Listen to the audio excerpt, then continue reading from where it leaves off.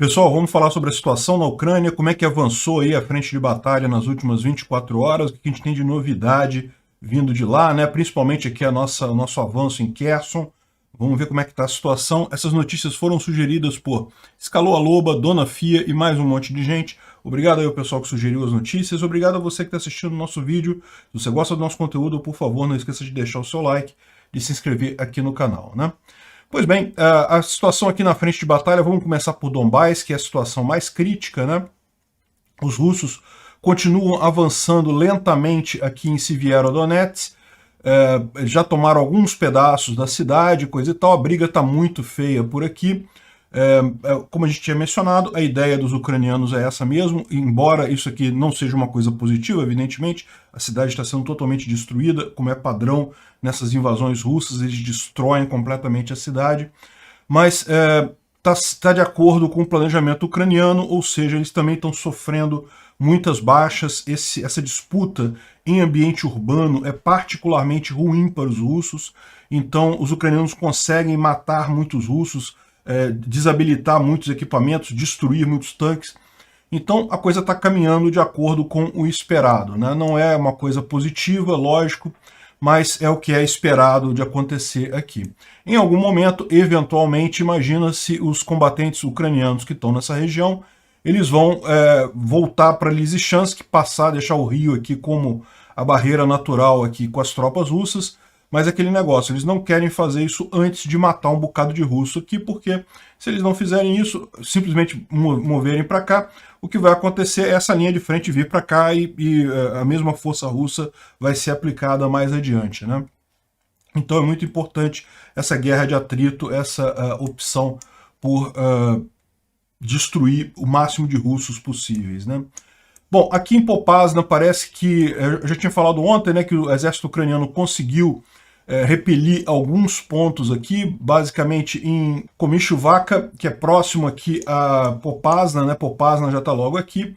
Popasna é uma cidade que os ucranianos perderam no início de maio, uma cidade estratégica muito importante, realmente foi uma grande derrota para a Ucrânia, mas a Ucrânia parece que está conseguindo conter esse avanço russo nessa região, né?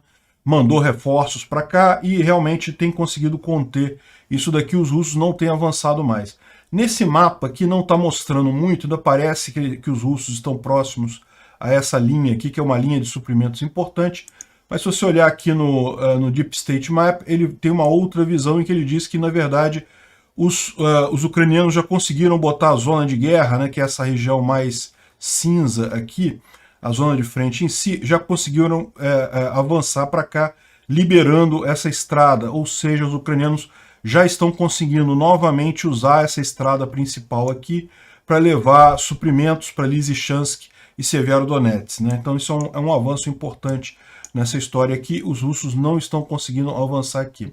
E agora parece que a gente tem informação justamente que as tropas russas estão se preparando para fazer mais uma travessia do Sieviersk Donetsk. Lembra, dá para ver, até pela forma como foi o avanço aqui em Popasna, o quanto era importante aquela travessia do rio aqui em Bilororivka, né, que eles tentaram várias vezes, tentaram 9 vezes no total atravessar o rio aqui, perderam muita gente, perderam muito soldado, muito blindado, muitas peças de engenharia e não conseguiram fazer a travessia. Aqui, repara como esse cerco aqui, o fechamento dessas tropas aqui seria muito mais fácil se eles pudessem andar em dois sentidos, né? Pudessem andar de sul para norte e de norte para sul também, né? Não conseguiram, ficaram só com Popasna, isso está sendo insuficiente para fechar o cerco aqui, então os russos parece que vão tentar de novo. O que eles estão dizendo aqui é que as Forças Armadas da Ucrânia estão reportando essa nova tentativa, eles estão se preparando para fazer. A última tentativa foi no dia 22 de maio, e aquela primeira que chamou mais atenção, que morreu um batalhão inteiro, na verdade, foi no dia 9 de maio, então eles tentaram mais 9 vezes depois disso, a última no dia 22, vão tentar mais uma vez agora, mas lógico, imagina-se se as forças militares ucranianas que estão avisando isso, eles estão se preparando também para defender mais uma vez uma possível travessia do rio aqui nessa região, né? Seria certamente muito preocupante para os ucranianos se os russos conseguissem passar nesse rio aqui. Vamos ver como é que isso caminha nos próximos dias aí, né? Bom, além da situação aqui, parece que em Izium os russos estão novamente levando muitas tropas para lá. Existe a previsão, ou imagina-se que o passo seguinte que os russos vão tentar vai ser justamente tentar pegar Sloviansk, fechar por Lima e a partir de Izium, mas em princípio eles não estão, não se sabe se eles vão ter essa possibilidade, não, né? Eles estão falando aqui que as forças estão reagrupando, preparando para um ataque em Sloviansk, de Izium e Lima, né? Botaram mais de 250 peças de artilharia para tentar fazer esse tipo de coisa, né? Ainda restauraram uma ponte de ferrovia que eles estão usando para justamente abastecer. Essa ponte fica aqui para trás, tá? Bem aqui atrás. O ponto é que eles estão conseguindo reforçar as posições deles em Izium e em Lima e provavelmente vão tentar um ataque a Sloviansk, né? Bom, mais um pouco ao norte aqui a gente tem Kharkiv. Kharkiv segue na mesma situação. Existem ainda muitas batalhas aqui nessa região por Kharkiv. As tropas ucranianas deixaram as tropas russas a uma distância grande de Kharkiv em si. Então a cidade não está sofrendo, mas é lógico que essa região aqui ainda está toda sendo disputada, né? E um ponto curioso, ontem o Zelensky esteve aqui, né? Ele esteve aqui, visitou várias instalações militares, falou com generais, com soldados, com o pessoal que está nessa região aqui de Kharkiv. Foi a primeira vez que o Zelensky saiu de Kiev nessa guerra. Saiu de Kiev e veio a Kharkiv para verificar a situação aqui no fronte de Batalha Leste, né? Mas, enfim, não tivemos grandes mudanças aqui de ontem para hoje. Continuam ainda muitas disputas por aqui, né? Uma outra coisa que é importante notar, repara como é que tem um monte de ação aqui no norte, né, aqui nessa região, que foi uma região que os russos chegaram a ocupar uma época. Essa área que está toda num azul mais escuro aqui foram áreas que os russos chegaram a dominar e acabaram retrocedendo. Depois foram atacados pelas tropas ucranianas e decidiram em determinado momento recuar, porque não estavam conseguindo fazer nada. Na verdade, o grande objetivo aqui deles era atingir Kiev, não conseguiram. Enfim, agora a gente está vendo também uma série de agrupamentos de tropas russas aqui em Kursk, na fronteira próximo aqui a Sumy, na Ucrânia, né? E você repara que já há algum tempo tem acontecido muito bombardeio por aqui, coisa e tal. E Kursk está aqui, ó. Então os russos podem estar pensando em fazer uma nova tentativa de invasão dessa área, né? O que a gente tira disso? Aquilo que eu falei para vocês. Os russos sabem que não conseguem manter sequer esse território que eles estão pegando aqui no sul agora. O que eles querem é ter alguma moeda de troca para isso, né? Então, esse tipo de mobilização atinge, na verdade, dois objetivos. Primeiro, evita que os ucranianos possam mandar muitas das tropas deles para a frente de batalha. Eles têm que manter um grosso de tropas aqui, porque existe ameaça de invasão. E segundo, você tem uma moeda de troca com a Ucrânia para tentar eventualmente chegar num cessar-fogo, que a Rússia vai precisar disso. Ela sabe que ela não consegue manter essas áreas que ela ocupou por muito tempo, né? Ela consegue manter apenas se ela mantiver todo o exército lá, e isso é muito caro para ela. Então, para tentar chegar numa estabilidade, ela precisa de um cessar-fogo, e essa é uma forma dela tentar negociar isso, né? Olha só, vou invadir aqui, se você não me der um cessar-fogo aqui, eu vou voltar a invadir aqui em cima. Mas eles não conseguem, eles não têm capacidade mais para isso. O mais provável é que fique só na ameaça mesmo, no blefe. E aquele negócio, tentar de vez em quando fazer um bombardeio para não deixar as tropas ucranianas serem deslocadas para a frente de batalha, né? Então essa é a situação. Aqui no restante do fronte aqui em Zaporizhia não teve nenhuma grande mudança. O que a gente tem de novidade é, de novo, a gente já falou ontem sobre o início da ofensiva ucraniana aqui em Kherson, né? Mas, na verdade, essa ofensiva ela é mais do que essa única parte aqui. Aqui foi a parte em que eles conseguiram avançar mais, né? Eles entraram bem dentro do território que está dominado pelos russos, mas eles também estão fazendo avanços por aqui, tá? Não está refletido no mapa aqui esses avanços ucranianos, mas já existem reportes de avanços que eles fizeram por aqui próximo a Kherson, né? Existe uma visão aqui no pessoal do Instituto para Estudo da Guerra que, na verdade, essa contraofensiva ainda não é a contraofensiva, ou seja, ainda não é a mobilização que os ucranianos farão para retomar Kherson. Essa ação ucraniana, nesse momento aqui, tem por objetivo exatamente evitar que os russos fortaleçam as posições defensivas deles, né? Os russos têm já preparado para defender essa terra. É aquilo que a gente falou, né? Os russos já sabem que o máximo que eles podem possivelmente fazer é conseguir manter o que eles conquistaram aqui. Para eles isso já seria muito bom, na verdade, né? Avançaram para caramba, pegaram um bom pedaço do território da Ucrânia, mas eles sabem que não conseguem manter isso a não ser que tenha um cessar-fogo. Então, uma das coisas que eles estão fazendo é justamente tentar cavar trincheiras, fazer posições defensivas, criar fortificações e tal. Então, isso é o que eles estão tentando fazer aqui nessa região, e esse contra-ataque, segundo o pessoal do Instituto para Estudo da Guerra, seria mais nesse sentido, de não deixar os russos à vontade para fazer isso, né? Ou seja, você está aqui realmente avançando, pelo menos não está deixando a linha de frente congelada por muito tempo. A mesma coisa estaria acontecendo por aqui também, né? Enfim, a gente não sabe, né? Como eu disse para vocês, ontem tinham informações que, na verdade, os ucranianos pretendiam seguir por essa linha até Nova Kakhovka. Vamos ver se eles conseguem. É lógico, a gente não imagina que isso seja fácil. Tem muita tropa russa aqui.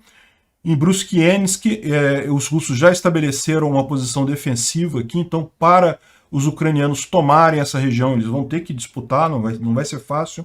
Aqui também a gente tem visto vários ataques aqui, várias disputas nessa região toda aqui. Enfim, essa é a situação aqui em Kherson, né? Vamos ver como é que isso caminha. A ideia, de novo, é interessante para evitar que os russos consigam manter essa parte da Ucrânia, mas, segundo o Instituto para Estudo da Guerra, ainda é uma ofensiva muito limitada para ser a contraofensiva que vai liberar Kherson, né? Vamos ver, a gente fica sempre na torcida, né? Aqui eles falam também sobre a questão do ataque a Sloviansk. É possível que aconteça. As tropas russas se reforçando aqui em Zion e Lima, né? Aí parece, segundo eles, que também houve ganhos territoriais ucranianos aqui na parte norte aqui dessa ocupação russa, né? Aqui próximo a Kryvyi ou Zaporizhia, né? Aqui até aqui ainda é o limite do Oblast de Kherson, né? Do estado de Kherson, vamos dizer assim. Bom, então do ponto de vista militar, de avanço, é isso daí, né? O que a gente teve ontem foi um desdobramento de uma conversa interceptada entre soldados russos, em que eles falavam lá sobre aquela questão do batalhão lá em Donbás que se recusou a lutar pelos russos e que parece que, segundo ele está dizendo aqui, que chegou um general e o general falou que tinha que lutar, que não sei o que lá, puxou a arma, ameaçou com arma o pessoal que não queria ir para o fronte de batalha, né? E aí o cara falando, não, estava eu lá, a nossa brigada tinha 600 pessoas no início, hoje temos só 250, ninguém quer ir, todo mundo está ou ferido ou morto, né? E não, o pessoal não quer ir para frente de batalha, coisa e tal, e daí parece que o general Solodchuk, um general russo, teve lá e ameaçou e apontou a arma para os soldados, e os soldados apontaram a arma para o general e coisa e tal, e o general foi embora sem conseguir fazer eles irem para a frente de batalha, né? Então isso aqui é um caso só, não quer dizer que toda a força russa esteja não querendo lutar e coisa e tal, mas a gente tem recebido reportes desse tipo de várias situações lá na Rússia. De novo, aquele problema de moral, de realmente ter vontade de lutar, que lógico, os ucranianos têm muito mais do que os russos nesse caso, né? Bom, a gente teve algumas outras notícias aqui que não são... A gente já tem ouvido esse tipo de coisa há algum tempo, não dá para saber muito bem até onde é verdade, o que é mentira, mas eu não descartaria isso não, né? Segundo essa reportagem aqui, que saiu no Kyiv Post, e depois a Isto É aqui no Brasil também reportou, o Putin tem 3 anos de vida só e está perdendo a visão, segundo um espião, né?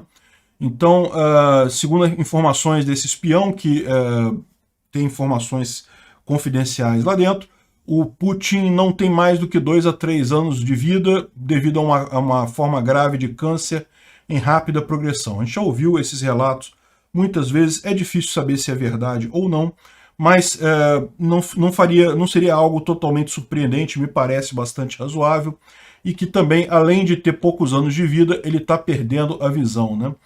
É tentador achar que, na verdade, isso daí, essa invasão precipitada da Ucrânia foi justamente porque o cara viu que, não tenho mais muito tempo de vida, então vou fazer alguma coisa para deixar minha marca na história, coisa e tal. Acabou fazendo a pior decisão possível, sacrificando o futuro da Rússia a troco de nada, no final das contas, né? Enfim, vamos ver se isso é verdade, né? Difícil saber. 3 anos é muito tempo. Podia ser mais rápido esse câncer. Bom, então, como eu falei no início, né, o Zelensky teve lá em Kharkiv e se encontrou com soldados, se encontrou com comandantes ali na região, foi também, visitou também doentes. E aí tem uma curiosidade, né? O Putin também fez uma visita a combatentes russos doentes e coisa e tal. E aí o pessoal lembrou logo do problema do Putin, né? Que, na verdade, isso é uma coisa conhecida lá na Rússia, o pessoal lá já sabe disso. Pra gente aqui no Ocidente, que isso é novidade, né? Que o Putin, ele é paranoico, né? E, lógico, um mafioso que chegou onde ele chegou não chegaria de outra forma. Se você não for paranoico, você não consegue sobreviver uma carreira como a do Putin, né? Então, o Putin não se encontra com pessoas comuns, né?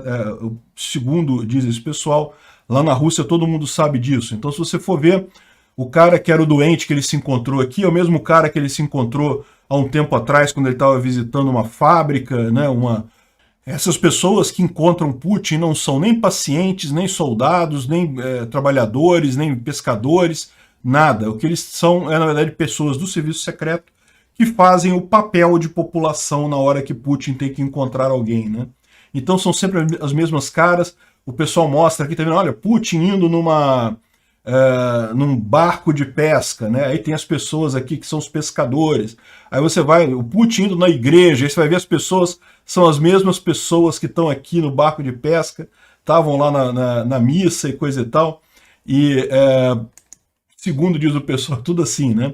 Tem aqui o pessoal, né? O Putin está no encontro de caçadores e coisa e tal. São as mesmas pessoas de novo encontrando o cara, né? Ou seja, na verdade é tudo falso, é tudo encenado.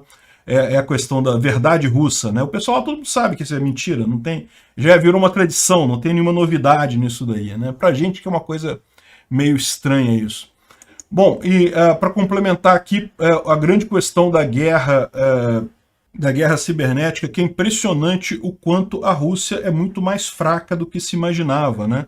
Isso chega a ser curioso, né? O quanto que isso esperava-se uma guerra cibernética muito eficiente pela Rússia.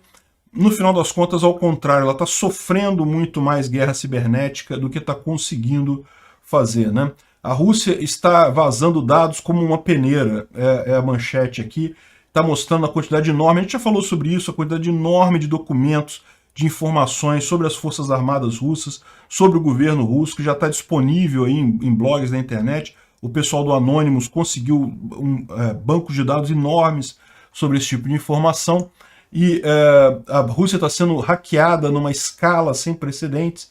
Um monte de outros grupos, além do Anonymous, tem feito também ataques contra a Rússia e, de fato, tem conseguido, com muito sucesso, obter informações e destruir ou derrubar sistemas russos, né? Então é realmente muito engraçado isso, o quanto a gente achava que a Rússia era forte nessa área de ciberinformática, de ciberguerra, e no final das contas não parece que eram tão fortes assim. Talvez o grande problema aí foi justamente a questão do motivo, né? Claramente essa guerra da Rússia na Ucrânia é uma guerra idiota, uma guerra que não tem sentido nenhum. A Rússia não foi atacada de forma alguma, não era ameaçada de maneira nenhuma, então claramente é uma guerra que não tem justificativa. Isso acabou unindo as pessoas do resto do mundo contra a Rússia, né? Então é isso daí, meu amigo. Esse é um problema da era da informação descentralizada. Você tem muito mais opções, a informação corre muito mais rápido, mas não é mais os centros de informação que formam a cabeça das pessoas. As pessoas vão olhar a situação e vão perceber por elas mesmas e vão se posicionar sozinhas conforme elas achem um lado ou outro lado correto. Então, no final das contas, é esse o problema do Putin, né? Ele estava fazendo uma guerra achando que a propaganda ia conseguir colocar ele como o certo nessa história, ou pelo menos como justificado nessa invasão da Ucrânia, e não conseguiu. Ele ficou no papel de vilão, e nesse papel ele e a Rússia vão sofrer bastantes aí nos próximos anos, né? Obrigado por assistir o vídeo até o final. Além de curtir, compartilhar e se inscrever no canal, considere se tornar patrocinador com valores a partir de R$ 1,99. Clique no botão Seja Membro abaixo para saber as condições e vantagens de patrocinar o canal. Mais informações sobre o nosso projeto, visite nossos sites indicados na tela.